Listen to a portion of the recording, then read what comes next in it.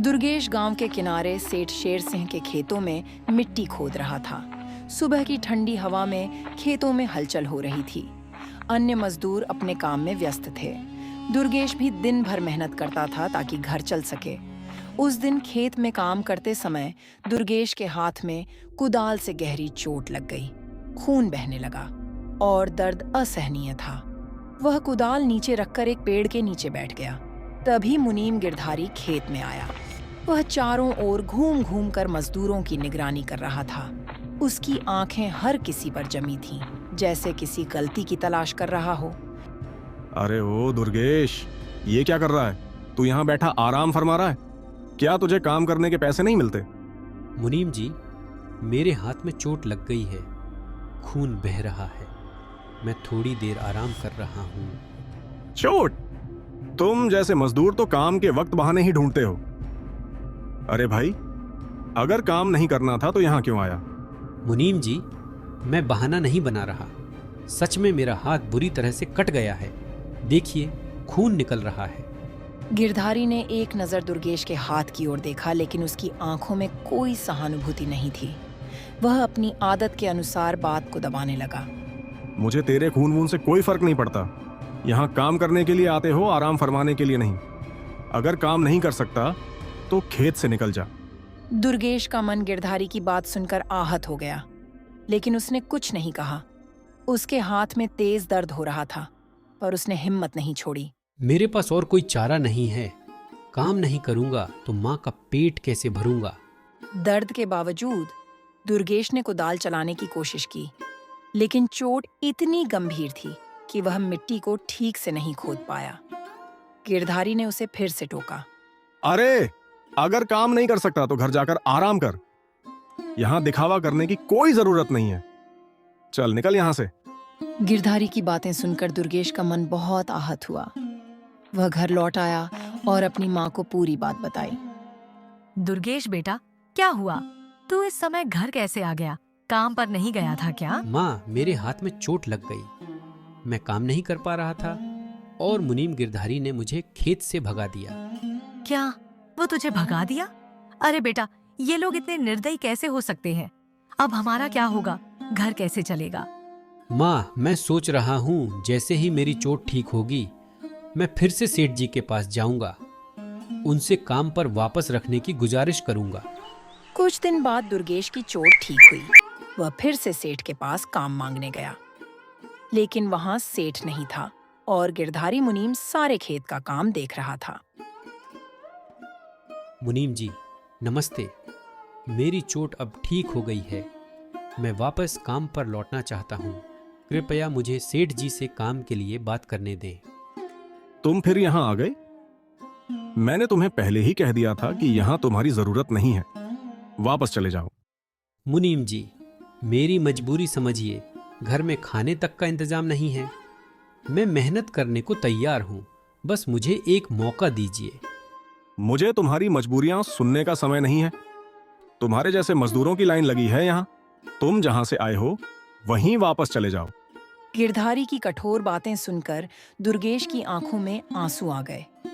वह बिना कुछ बोले सिर झुकाए घर की ओर लौटने लगा। रास्ते में उसके मन में बार बार वही सवाल उठ रहा था, क्या गरीबी का मतलब हर जगह अपमान सहना है? दुर्गेश घर पहुंचा तो उसकी माँ उसकी हालत देखकर समझ गई कि उसे फिर से काम नहीं मिला। क्या हुआ बेटा? सेठ जी ने काम पर रखा? नहीं माँ, सेठ जी तो बाहर गए हुए हैं और गिरधारी ने मुझे अपमानित करके भगा दिया। अब हम क्या करेंगे? हमारे पास तो खाने के लिए भी पैसे नहीं हैं। बेटा, घबराने से कुछ नहीं होगा। देख, ये मेरे गहने हैं, इन्हें गिरवी रख दे। जो पैसे मिलेंगे उनसे हम घर चलाएंगे। माँ, ये तुम्हारे गहने हैं, इन्हें गिरवी रखना सही नहीं है। तुमने इन्हें पिताजी की याद के तौर पर संभाल कर रखा है। बेटा, ये गहने मेरे लिए नहीं, तेरे लिए हैं। तेरे पिताजी ने इन्हें हमारे बुरे वक्त के लिए ही रखा था। जा, इन्हें गिरवी रख और कुछ पैसे लेकर आ। जब तू फिर से कमा लेगा तो इन्हें वापस ले आना। दुर्गेश ने माँ की बात मान ली। वह गहने लेकर गांव के साहूकार के पास पहुंचा और माँ के गहने गिरवी रख दिया और बदले में 1000 रुपया ले लिया और घर की ओर चल पड़ा। अगर मैं इन पैसों से कुछ ऐसा करूं जिससे हमारा घर लंबे समय तक चल सके तो यह ज्यादा अच्छा होगा। बार बार माँ के गहने गिरवी रखना ठीक नहीं। वह पैसे लेकर पास के बाजार गया और वहां से 10 मुर्गियां खरीद लाया। घर पहुंचकर दुर्गेश ने माँ को मुर्गियां दिखाईं। माँ देखो, मैंने 10 मुर्गियां खरीदी हैं। ये अंडे देंगी और हम उन्हें बेचकर पैसे कमाएंगे। इससे हमारा घर चल सकेगा। बेटा, तेरा यह विचार बहुत अच्छा है। तूने अपनी बुद्धिमानी से सही फैसला लिया। मेहनत कर और देख, भगवान तेरा साथ देंगे। दुर्गेश ने मुर्गियों की देखभाल करना शुरू किया। उसने पूरी मेहनत और लगन से मुर्गियों का पालन पोषण किया। कुछ दिनों में मुर्गियों ने अंडे देना शुरू कर दिया। दुर्गेश ने अंडों को बाजार में बेचना शुरू किया और थोड़े ही दिनों में उसे अच्छा मुनाफा होने लगा। माँ देखो, हमें अंडे बेचने से इतना फायदा हुआ है। अब मैं तुम्हारे गहने भी वापस ला सकता हूँ। नहीं बेटा, इन पैसों से और मुर्गियां खरीद। जितनी ज्यादा मेहनत करेगा उतना ज्यादा फल मिलेगा। दुर्गेश ने माँ की सलाह मानी और अंडों से हुई कमाई से 10 और मुर्गियां खरीद लीं। अब उसके पास 20 मुर्गियां थीं। धीरे धीरे उसकी कमाई बढ़ने लगी और वह अंडों का व्यापारी बन गया। गिरधारी को जब यह खबर मिली कि दुर्गेश ने अपनी मेहनत और समझदारी से अंडों का व्यापार शुरू कर दिया है और अब वह गांव में प्रसिद्ध हो रहा है, तो वह भीतर से जल भुन गया। ये कैसे हो सकता है? जिस मजदूर को मैंने काम से निकाला था वह आज इतना पैसा कमा रहा है। ये मेरी बेइज्जती है। इसे तो मैं कभी बर्दाश्त नहीं कर सकता। गिरधारी ने सोचा कि दुर्गेश को नीचा दिखाने के लिए उसे कोई चाल चलनी होगी।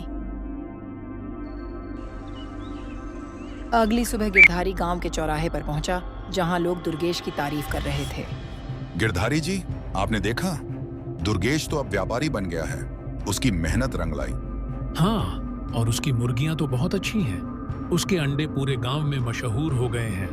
अरे भाई, किसकी मेहनत? ये सब उसकी किस्मत का खेल है। ऐसे लोग ज्यादा दिन नहीं टिकते। देखते जाओ कब तक चलता है उसका धंधा। गिरधारी मन ही मन एक योजना बनाने लगा।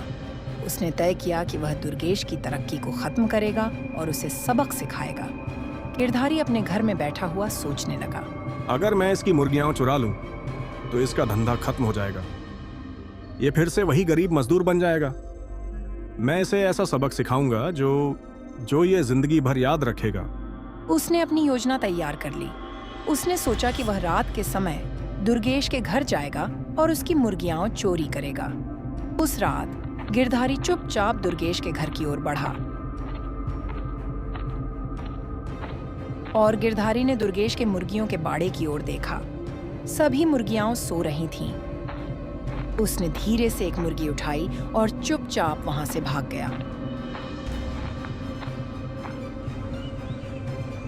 सुबह दुर्गेश ने देखा कि उसकी एक मुर्गी गायब है। माँ, हमारी एक मुर्गी नहीं मिल रही है। शायद कहीं भाग गई होगी।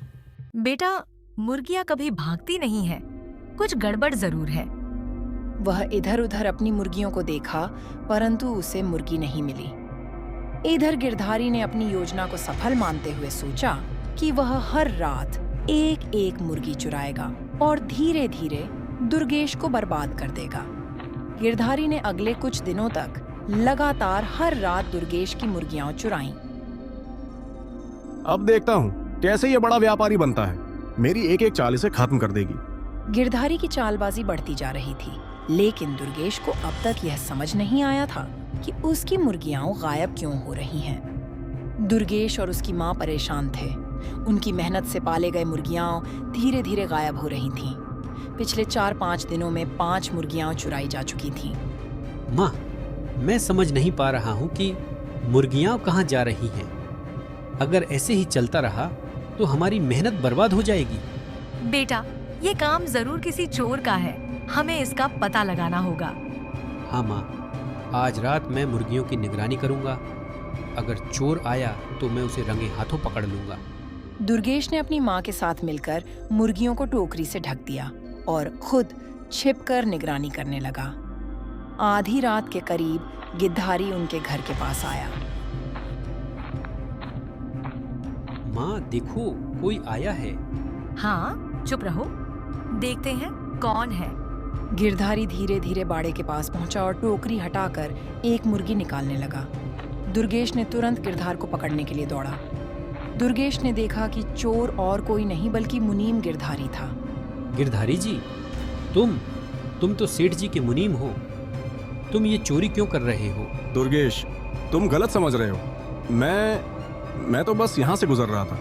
गिरधारी, झूठ मत बोलो, तुम हमारी मुर्गियां चुरा रहे थे। हमने तुम्हें रंगे हाथों पकड़ा है। हाँ, मैंने ही तुम्हारी मुर्गियां चुराया था, तो क्या कर लोगे तुम? तुम्हारे पास कोई सबूत नहीं है, तुम मेरा कुछ नहीं कर सकते। जो जिसको बताना है बताओ। गिरधारी ने किसी तरह खुद को छुड़ाया और वहां से भाग निकला। दुर्गेश और उसकी माँ गिरधारी की चोरी के खिलाफ सरपंच के पास शिकायत करने पहुंचे। दोनों के चेहरे पर गुस्सा और निराशा साफ झलक रही थी। दुर्गेश, क्या बात है? तुम इतनी सुबह यहाँ क्यों आए हो? सरपंच जी, हमारे यहाँ मुर्गियां चोरी हो रही हैं। हमने चोर को रंगे हाथों पकड़ा था। वो और कोई नहीं, गिरधारी है। हाँ सरपंच जी, ये आदमी रात को हमारे बाड़े में आया था। हमने अपनी आंखों से देखा है। सरपंच ने गिरधारी को पंचायत में बुलवाया। गिरधारी थोड़ी ही देर में वहां पहुंच गया। सरपंच जी, मुझे क्यों बुलाया गया है?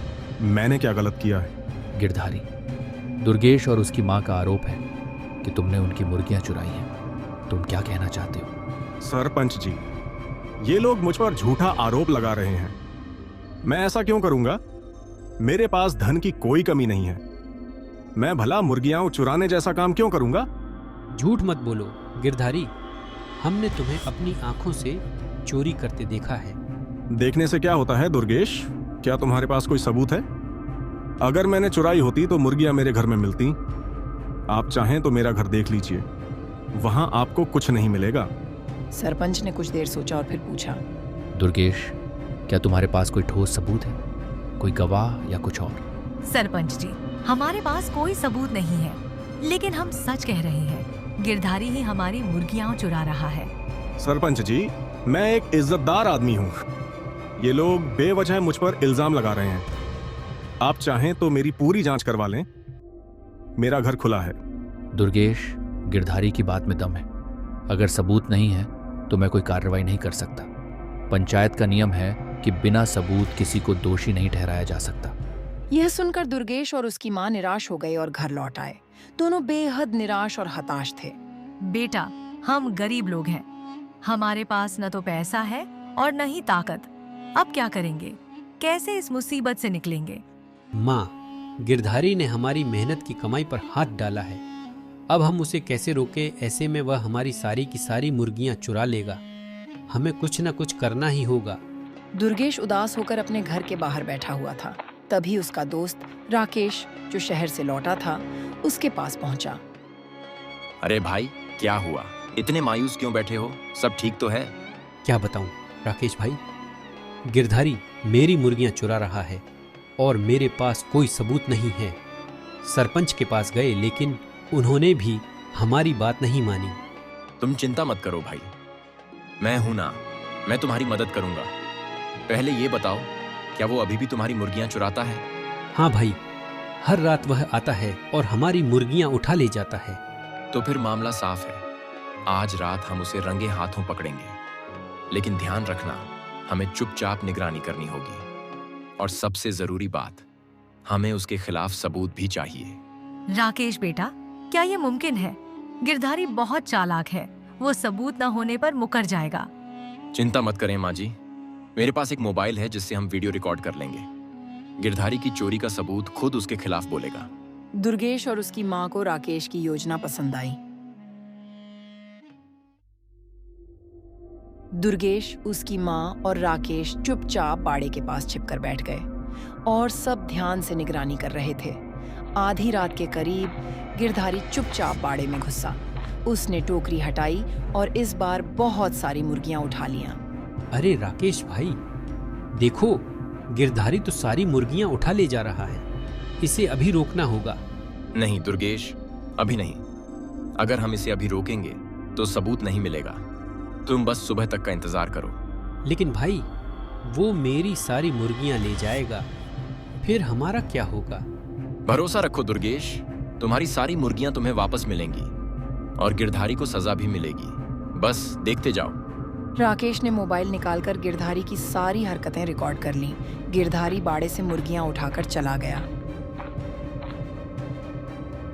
सुबह होते ही दुर्गेश राकेश सरपंच के पास गए। अब क्या हुआ दुर्गेश?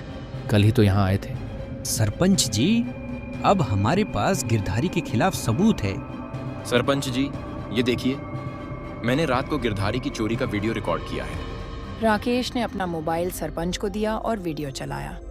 वीडियो में साफ दिख रहा था कि गिरधारी बाड़े में घुसकर मुर्गियां चुरा रहा है। गिरधारी, ये क्या देख रहा हूँ? तुम्हें शर्म नहीं आई चोरी करते हुए? अब तुम्हारा क्या कहना है? सरपंच जी, ये वीडियो नकली है। मैं ऐसा काम नहीं कर सकता। मेरे पास सब कुछ है, भला मैं क्यों चोरी करूंगा?